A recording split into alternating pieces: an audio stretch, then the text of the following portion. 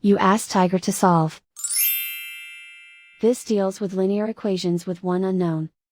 The final result is x equals 2. Let's solve it step by step.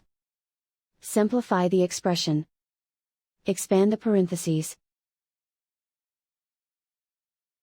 Simplify the arithmetic. Combine like terms.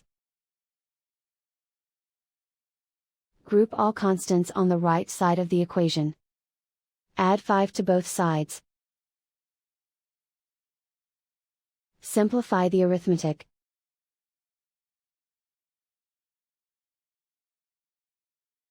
Isolate the x.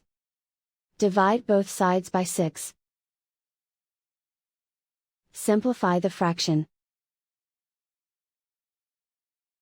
Find the greatest common factor of the numerator and denominator. Factor out and cancel the greatest common factor. And so the final result is x equals 2.